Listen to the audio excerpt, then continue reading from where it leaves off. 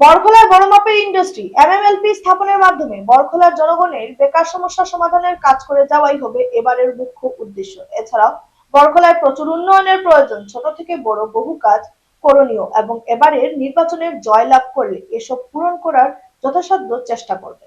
আগেও যেসব প্রতিশ্রুতি দিয়েছিলেন তার প্রায় 90% পূরণ করেছে, আর এবারও বরখলার সার্বিক উন্নয়নের কাজ করে যাবে। বরখলা বিধানসভা আসনের জন্য বিজেপির দলের দলীয় মনোনয়ন পাওয়ার পর গুয়াহাটি থেকে শিলচর ফিরে আজ সংবাদ মাধ্যমের মুখোমুখি হয়ে এই কথাগুলি বললেন বরখলা আসনের বিজেপি দলের প্রার্থী প্রাক্তন বিধায়ক কিশোর নাগ।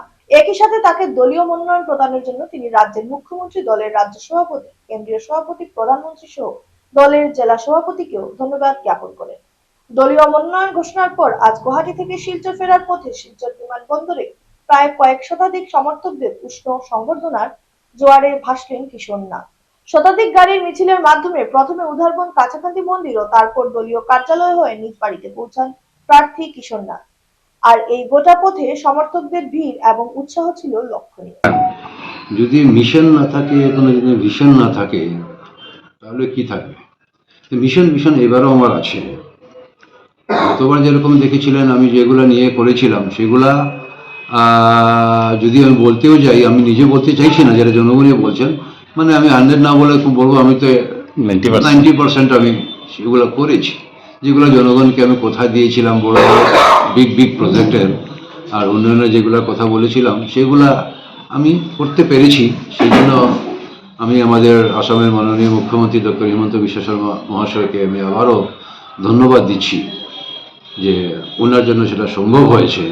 আর আগামী দিনে উনি আবার মুখ্যমন্ত্রী হয়ে আসছেন, আর সেই আশার উপরে ভিত্তি করে আমি বলছি আগামী দিনেও এই বরখলা জনগণের যেটা ইচ্ছা রয়েছে সেটা নিশ্চয়ই সেটা পূর্ণ হবে। আর বরখলার জন্য এবার কাজ করা অনেক রয়েছে, ছোট থেকে শুরু করে বড় পর্যন্ত অনেক রয়েছে। অনেক বড় প্রজেক্ট যেটা ছিল আমার এমএলএ থাকাকালীন, সেটা এখন পর্যন্ত সেটা হয়নি। সেটা একটা বড় প্রজেক্ট রয়েছে যে বেকার সমস্যা শেষ করার জন্য, সেটার জন্য একটা আমি ইন্ডাস্ট্রির জন্য চিন্তা ভাবনা করেছিলাম, এমএমএলপি। সেই এমএমএলপিটা আমার ভাগ্যে রয়েছে। এইবার সেটা এমএমএলপিটা আমি এস্টাবলিশ করব, আর যথাসম্ভব আমি বেকার সমস্যা সমাধান করার আমি চেষ্টা করব। অবভিয়াসলি যেটা প্রশ্ন করেছেন সেই হিসাবে খুব ভালো লাগছে। টিকিট পেয়েছি, সেটা তো ভালো লাগারই কথা। আর টিকিটের জন্য তো অনেক কয়েকজন প্রত্যাশী ছিলেন, তার মধ্যে দল সেখান থেকে বেছে একজনকে দিয়েছে। আর সেটা আমরা আগে থেকেই জানি যে আমরা যতই 5 জন 7 জন 8 জন যতজনই থাকি, একজন টিকিট পাবে সকল প্রত্যাশীরাই জানেন। আগে থেকেই সকলেই রেডি থাকেন যে কোনো একজন তো পাবেনই, আর বাকি সব উপজন মিলে আমরা দলের সঙ্গে কাজ করব। ঠিক একইভাবে আপনারা যেটা দেখতে পেয়েছেন গত 2021-এর নির্বাচনের সময় আমি সিটিং এমএলএ ছিলাম, আমাকে টিকিট দেওয়া হয়নি, দল অন্য কাউকে টিকিট দিয়েছে, অন্যকে টিকিট দিয়েছে, তারপরে আমরা দলের হয়ে কাজ করেছি। আর আশা রাখছি এইবারও এরকমই হবে।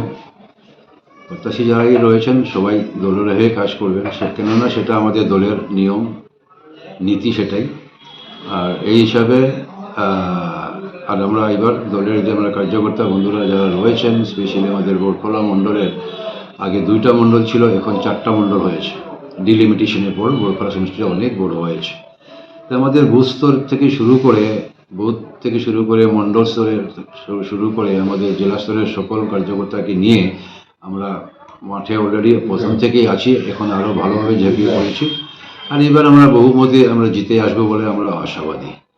আজকে আপনারা দেখতে পেয়েছেন কিছুক্ষণ আগে আমি শিলচরে এসেছি, আর আমি আসার আগে আমি আমার কার্যকর্তা বন্ধুদেরকে বলেছিলাম, যারা আমার বরখলার যে অনেক বিজেপির যারা সাপোর্টার রয়েছে ওনাকে বলেছিলাম যে আমি এয়ারপোর্ট থেকে নেমে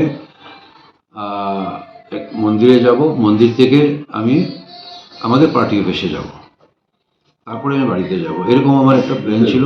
আর ওই হিসাবে আমি এসেছি। আর সবাইকে বলেছিলাম যে কোনো পতাকা না, কোনো র্যালি না, কোনো কিছু না, আর সোজা আমি পার্টি অফিসে যাব, তারপরে গিয়ে নিজের কাজকর্ম যেটা আছে সেটা শুরু করব। কিন্তু যখন আমি এয়ারপোর্টে এসে দেখলাম এয়ারপোর্টের বাইরে জনজোয়ার ছিল, জনসমুদ্র ছিল, তারপরে সেই সব দেখে আমি সত্যিকারের আপ্লুত হয়েছি, অবাক হয়েছি যে জনগণের আমার প্রতি যে এত ভালোবাসা, সেটা আমি জানতাম ভালোবাসা ছিল, কিন্তু সেটা আজকে প্রমাণ হয়েছে।